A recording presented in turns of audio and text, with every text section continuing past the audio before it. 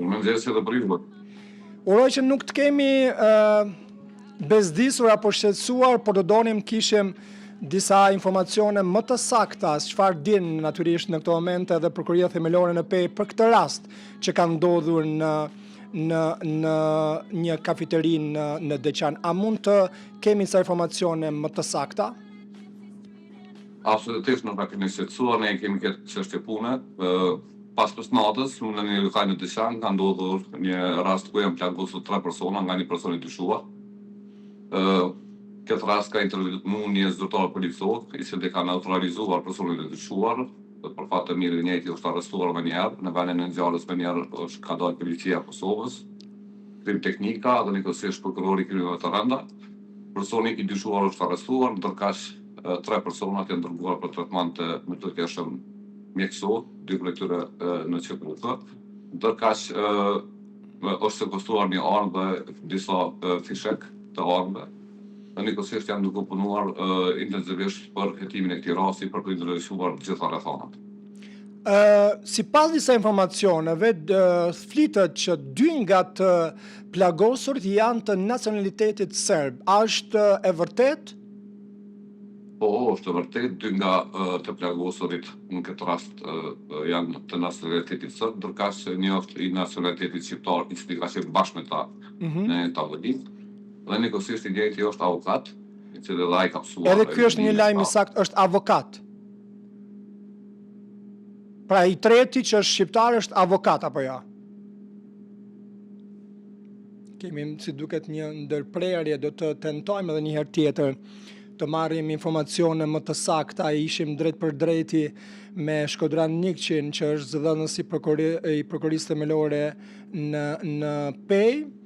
Nëse do kemi përsëri Shkodranin, kisha edhe 2 pyetje të tjera, ndoshta edhe të fundit në lidhje me ngjarjen pra që ka ndodhur herët në mëngjes në Deçan, ku thuhet që janë plagosur 3 persona në një lokal në Deçan, ndërsa është arrestuar i dyshuari, morën vesh nga zëdhënësi i Prokurisë Themelore në Pejë Shkodrani që 2 prej tyre, siç ishte thënë nga disa portale, janë të nacionalitetit të serb dhe njëri shqiptar, por ashtu siç ishte thënë është avokat.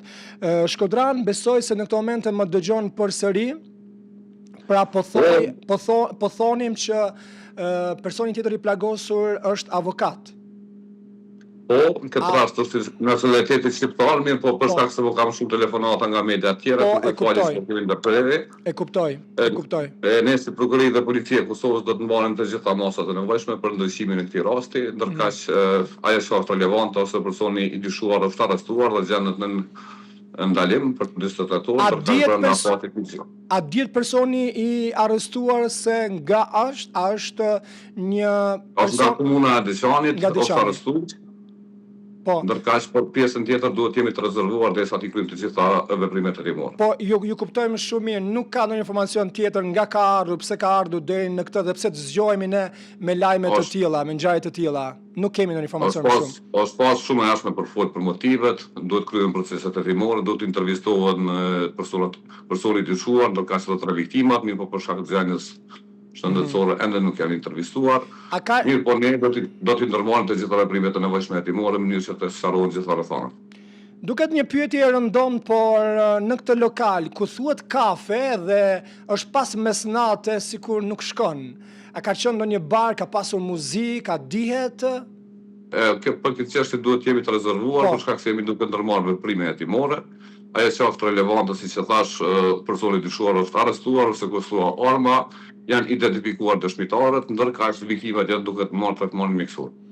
A kemi informacione që pikërisht të plagosurit nuk kanë, urojmë që nuk kanë plag të rënda?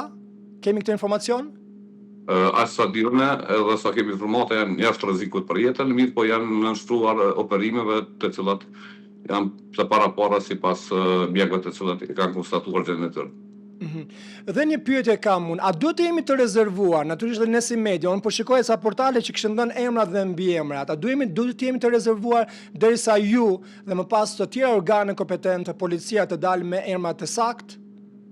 A është ky problem edhe për juve kur lexoni emra të tillë? Mendoj që secili duhet të jemi të kujdesshëm në raportime dhe njëkohësisht mos të publikojmë emra, ne si prokurori dhe policia e Kosovës në asnjë rrethon, në asnjë rast posaçërisht në këtë rast nuk dalim me emra dhe mbiemra për shkak të përzumimit të papajësisë dhe njëkohësisht që mos i dëmtojmë edhe familjarët e viktimave dhe njëkohësisht është relevante që të raportojmë vetëm me iniciale.